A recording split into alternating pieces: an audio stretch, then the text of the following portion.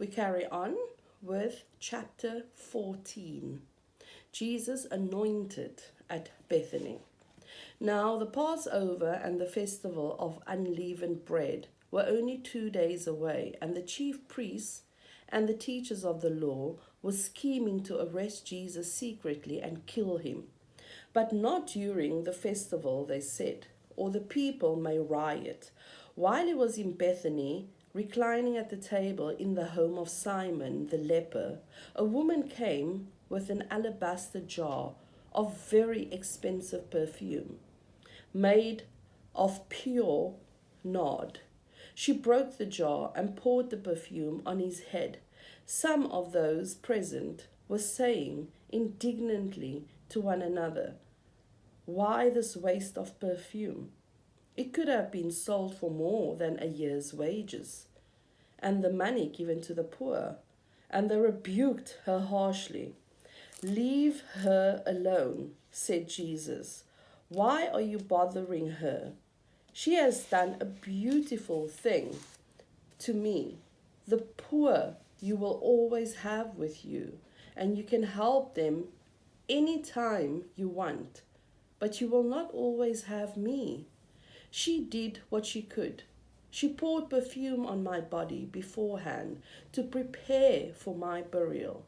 Truly I tell you, wherever the gospel is preached throughout the world, what she has done will also be told in memory of her." Then Judas Iscariot, one of the 12, went to the chief priests to betray Jesus to them. They were delighted to hear this and promised to give him money, so he watched for an opportunity to hand him over. The Last Supper.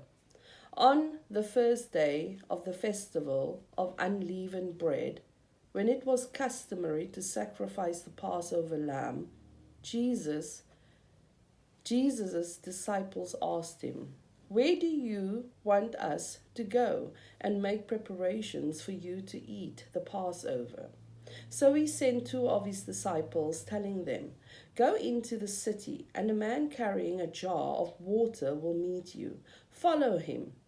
Say to the owner of the house he enters, 'The teacher asks, where is my guest room, where I may eat the Passover with my disciples? He will show you a large room upstairs, furnished and ready. Make preparations for us there.' The disciples left, went into the city, and found just as Jesus had told them. So they prepared the Passover. When evening came, Jesus arrived with the 12. While they were reclining at the table eating, he said, 'Truly I tell you, one of you will betray me, one who is eating with me.' They were saddened, and one by one they said to him, 'Surely you don't mean me?'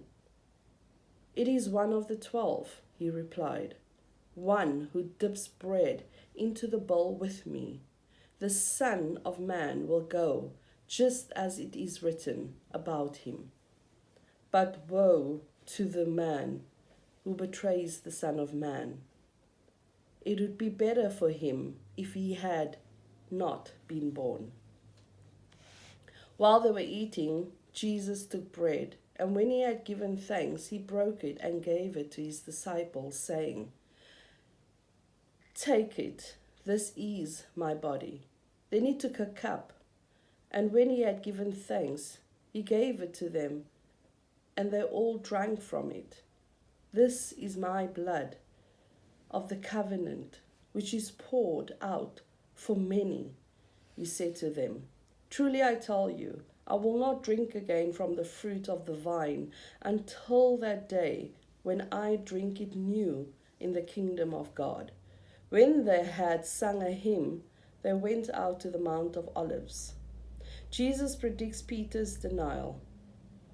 "You will all fall away," Jesus told them, "for it is written, 'I will strike the shepherd, and the sheep will scatter, and the sheep will be scattered.'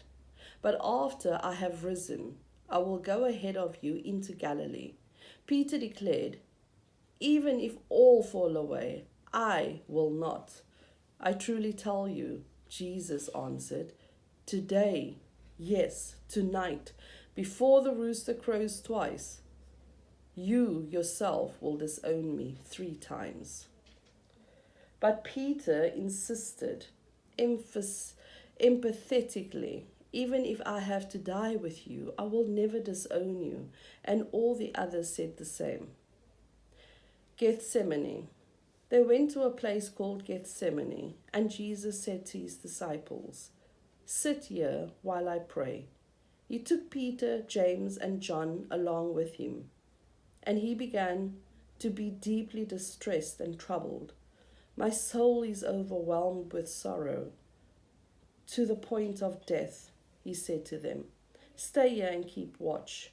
Going a little farther, he fell to the ground and prayed that if possible the hour might pass from him. "Abba, Father," he said, "everything is possible for you. Take this cup from me, yet not what I will, but what you will." Then he returned to his disciples and found them sleeping. "Simon," he said to Peter, "are you asleep? Couldn't you keep watch for 1 hour? Watch and pray so that you will not fall into temptation. The spirit is willing, but the flesh is weak." Once more he went away and prayed the same thing. When he came back, he again found them sleeping. Because their eyes were heavy, they did not know what to say to him. Returning the 3rd time, he said to them, "Are you still sleeping and resting? Enough!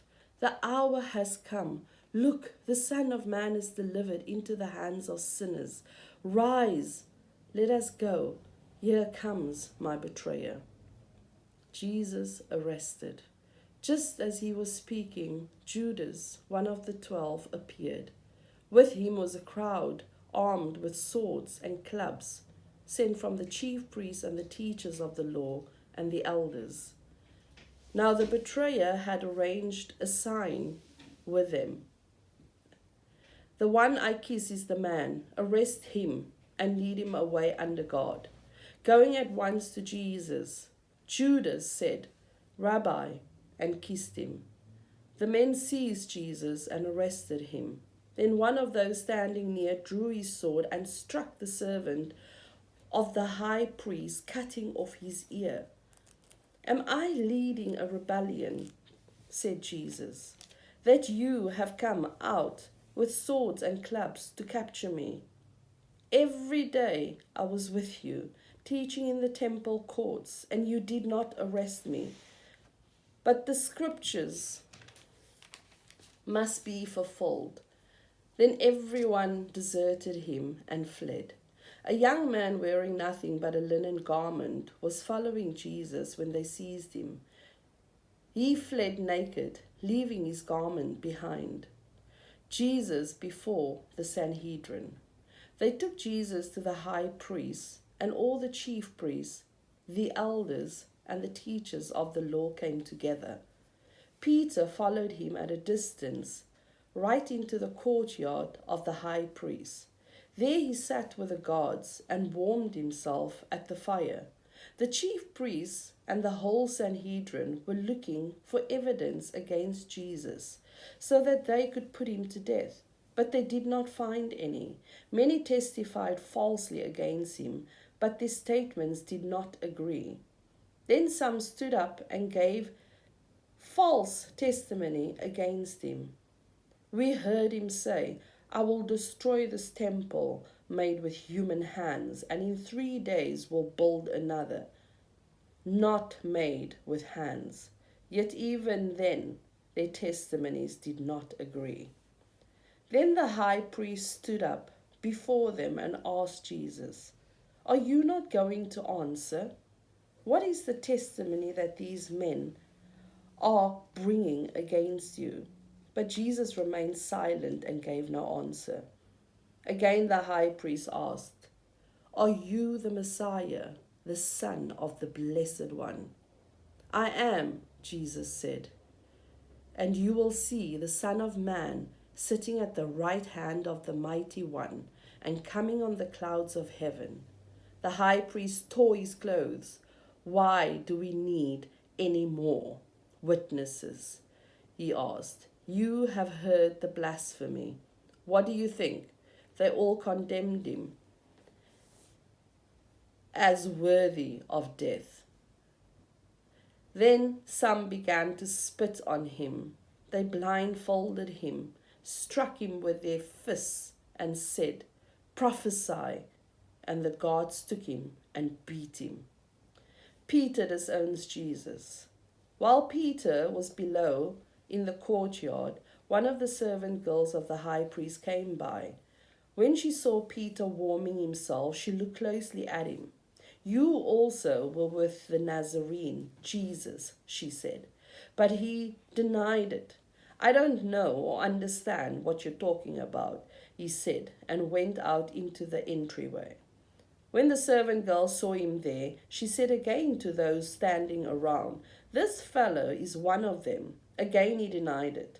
After a little while, those standing near said to Peter, Surely you are one of them, for you are a Galilean. He began to call down curses, and he swore to them, I don't know this man you are talking about. Immediately the rooster crowed the second time. Then Peter remembered the words of Jesus. Before the rooster crows twice, you will disown me 3 times. And he broke down and wept.